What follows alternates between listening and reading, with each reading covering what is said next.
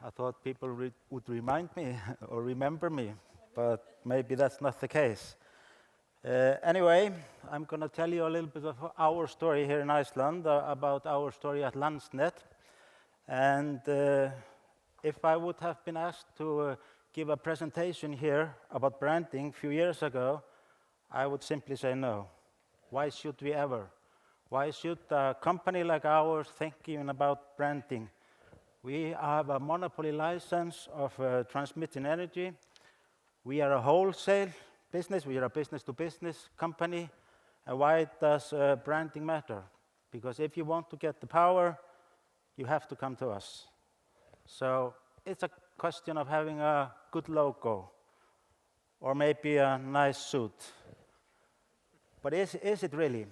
And in 2015, we decided, because of the situation at that time, we decided to reorganize the company and use branding, and that was one of the results of that reorganization, to use branding to help us to do a better job. And it's quite a hard work, and it's quite difficult, and for a company like ours, which is driven by engineers, technology, it's a really strange thing. And I built this presentation just on these three pillars. First, it's a reality, and we've heard this morning a lot about the reality. It's a rebranding. How did we go about to do that? And finally, I'm going to give you some examples of the results that we have already got. But keep in mind that although we've been working on this for 2.5 years, we're still very in the beginning phases of what is to become. Now, what is the reality? Times are changing, and we've heard this morning that there's a lot of things going on. Technology is changing, everything is more or less changing in the energy sector, the generation is changing, and the use of electricity is going to change as well. And also, what is not less important is that decision-making is also changing. This means, as we heard on previous presentations here, that the general public's opinion comes much, much stronger into a picture than it used to be. And that's why we were, in 2015, in a situation where most of our projects were heavily debated. And I think, as we are a European TSO, I think most of the TSOs, at least in Europe, were faced with the same situation. So how can we, with a lot of stranded projects, fulfill our obligations? How can we keep the lights on? And how can we continue? And in our work, we started to dig in. We did a lot of analysis, and we started to dig in. And despite the negative campaigns and the negative discussions around the energy sector, we found a very positive thing that we could build on. Because here in Iceland, although our actions affect nature, they can still benefit nature in the long run. And here in Iceland, we are so fortunate that all our energy is renewable. And we can also continue to build renewable energy sources, and in the future maybe take new technologies like wind and solar even, and storage, and etc., etc. So this is a very positive, a very strong position to build on if you want to turn things around. But I don't think that's enough, because we really need to do something else. Because the way of decision-making is changing, we need to be in harmony with society. And that's the second pillar of our vision. The future will be electric, meaning that electricity will be one of the most important energy sources in the country. And if we are going to succeed, we need to be in harmony with society. We need to find a balance between the security of supply, between value creation and efficiency, and between society and environment. It's quite important. And we need to change as persons. We need to sort of start to talk and start to do it in a manner that people understand.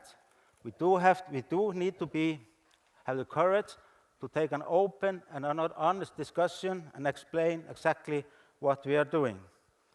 So Dylan, he was right about the change. So then the question is, turn and face the truth. And how do we do that? And of course, we can do it with all kinds of technologies. And one of the things that we did was to change our appearance. We changed the logo, and that is the new logo that we have here. And that logo has an indication of our roots. If you look at the N, it's an indication of a lightning, a clear signal of electricity. The N is also an indication of the two poles, two opposite poles in electricity, plus and minus, indicating a balance.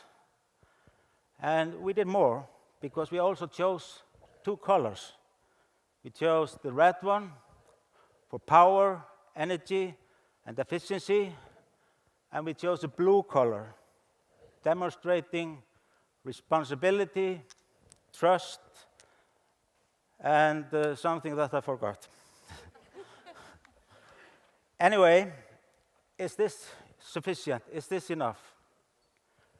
Do you think people will follow us if we have just done that? I don't think so. I think we need to do more.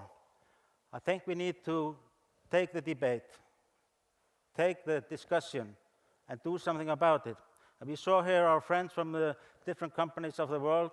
They're all doing a lot of things in that direction. And therefore, we started to think, how can we continue? What should we do? And now if we look at what we did or are doing, in a way, this is not a sprint. You can't finish this in 100 meters. We really have to realize that this is a marathon, or even an ongoing thing for the years to come. And what we did is that we started to talk. We started to take the debate. We started to be more open than we used to be. But more importantly, we started to listen. What's going on? Why are we stranded? What can we learn? Both with the communication, but what can we also learn? Are there better solutions? And where are we heading? We started to think about the whole picture. And we've been looking at, if you look at our results here, every day in the media, there is a mentioning of Landsnet twice a day. It used to be very close to zero. And what we have seen is half of it is on the social media, half of it on the newspapers and television. And what we've seen, there's a shift, because before it was mostly negative, but now it's mostly positive. So that's a big change, and it's quite unique that a transmission boring company in a way has such attention. But we did more. We have just completed a construction in the north, or are about to complete. And that construction work has been heavily debated, challenged in all appeal committees and in the courts. And it's been probably in the recent year the most debated project in Iceland. However, we managed to complete it in time. And that was a challenge for us, and it's within budget. And how did we do it? By being forward-thinking and adapted and flexible. So those were the key things. But what is more important to us is that we are getting very positive feedback about this project. And the reason is that, in a way, the transmission lines are not as dominating in the landscape as people expected. The transmission stations are nice, good looking. The access roads are very well hidden in the landscape. And we are concerned about fixing everything related to the nature in relation to the construction work as fast as we possibly can. And that's the feedback we are doing. So we have to be very, very responsible if we want to gain trust. Now, we need to go further than this because we have only started this journey. So we really need to think about how can we take the next step and the next project to another level. And by doing that, we have to start the communication very, very early. And I'm going to show you here a video. Unfortunately, that is in Icelandic, demonstrating the information that we are giving out before we start the environmental assessment study. So it's in a very early stage of a project.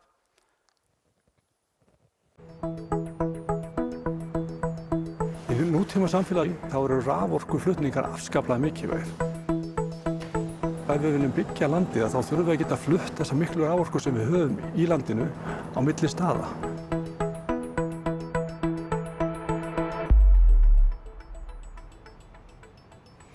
Nú þegar afhendingaröryggi raforku svo ótryggt á köflum að það hefur valdið vandræðum í rekstri núverandi fyrirtækja á svæðinu og þó nokkur fyrirtæki sem hafa þurft að treysta á dísilrafstöðvar. Hólasandslína er 220 kV raflína sem lögð verður milli Akureyrar og Hólasands norðan við Mývatn. Markmiðið með lagningu línunar er að bæta orkunýtingu, auka flutningsgetu og tryggja stöðugleika raforkukerfisins á Norður- og Austurlandi. Eins og staðan í dag þá getum við ekki bætt við nýju atvinnutækifærum. En við því miður þetta vísa mönnum frá einfaldlega vegna þess að við getum ekki tryggt þeim nægilega raforku. Hólasandslína skiptir gríðarlega miklu máli fyrir Norðausturland og í stóra samhenginu skiptir hún líka miklu máli út frá umhverfissjónarmiðum.